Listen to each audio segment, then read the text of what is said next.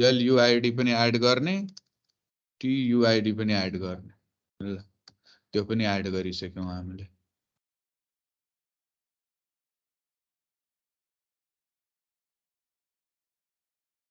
Compile गरौँ, run गरौँ।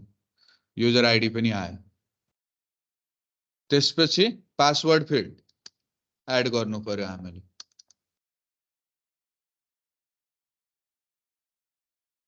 अनि एलपास यसको लागि चाहिँ जे लेभल यो पासवर्ड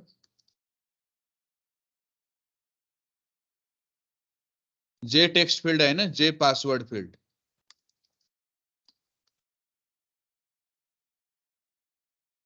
पास अब एलपास को बाउन्ड्स एक्स कोअर्डिनेट 50 नै हो। 240 सम्म पहिला नै वाइ कोअर्डिनेट गइसकेको छ। 25 को हाइट छ 265, 15 ग्याप राख्ने हो भने 280। विड्थ हाइट यति नै राखेका छौं हामीले। टी पास को लागि एक्स कोअर्डिनेट 200 पहिलाको त्यति नै छ तिनीहरुको। वाइ कोअर्डिनेट यसको पनि 280 हुने भयो। अनि विड्थ र हाइट फिक्स छ। एल पास र टी पास पनि हामीले उ गर्यौं। अनि कम्पाइल रन, पासवर्ड पनि आयो।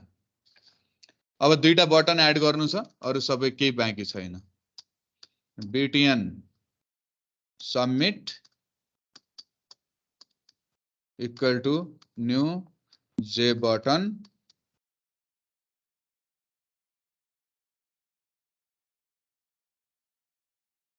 submit BTN clear equal to new J button clear। दुईटा बटन बनायो, यिनीहरुको कोअर्डिनेट डिफाइन गर्दैन। अब कोअर्डिनेट डिफाइन गर्दा अलिकति ध्यान दिने है। अब चाहिँ के ध्यान दिने भन्दाखेरि अब कोअर्डिनेट त यिनीहरुको त एक्स कोअर्डिनेट अलिकति पछाडी राख्दै छौं हामी। BTN submit dot set bounds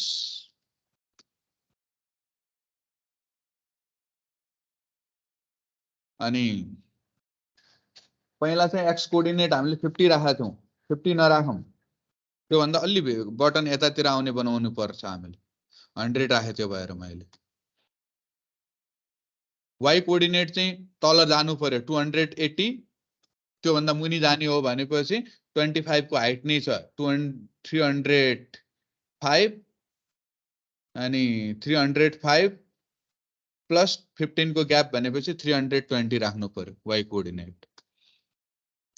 हाम्रो विड्थ 150 नराखौं, अहिले 100 मात्रै राख्छु मैले विड्थ चाहिँ, किनभने अलिक अर्को बटन पनि नजिकै ल्याउनलाई। हाइट 25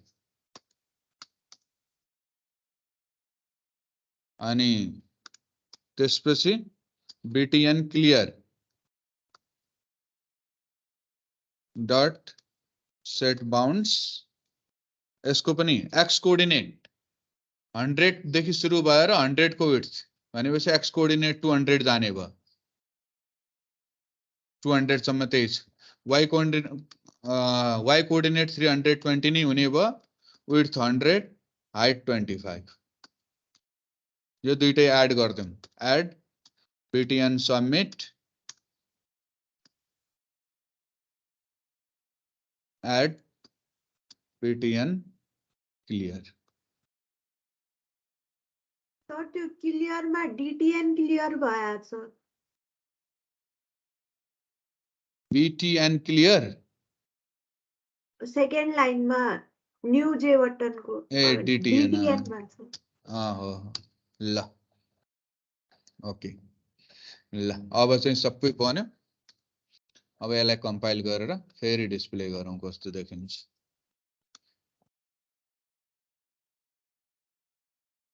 दुईटा बटनको बीचमा ग्याप आएन, अरु सबै चीज ठीक छ।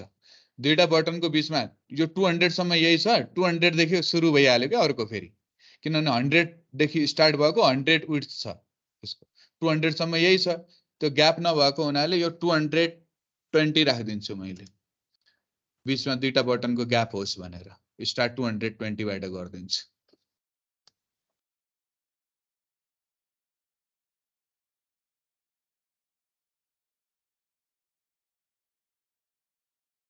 ल हामीले भनेको जस्तो फर्म आयो। अब अझै अलिकति कुराहरू छन्, के कुराहरू, जस्तो रेजिस्ट्रेसन फर्मलाई अलिकति डिफरेन्ट फन्टमा ठुलो साइजमा डिस्प्ले गर्ने, यो त मेन हेडिङ भयो नि त हैन, त्यस्तो कुराहरू छ, त्यस्तो कुराहरू हामी गर्दै जान्छौँ, त्यो सिकिन्छ बिस्तारै। ल आजको लागि चाहिँ यति नै भयो, यो प्र्याक्टिस गर्ने तिमीहरूले मजाले, मैले भिडियो पनि रेकर्डिङ गरिदिएको छु हैन, अनि यसो हेरेर मैले दिएको प्रोग्राम त दिउँला हैन। ए आज रेकर्डिङै भएन क्या, हैन भएको छ। अनि त्यो भएको हुनाले चाहिँ के गर्ने भन्दाखेरि मजाले यो हेरेर, किनभने यो बनाउन सिक्नु भनेको GUI बनाउनुको लागि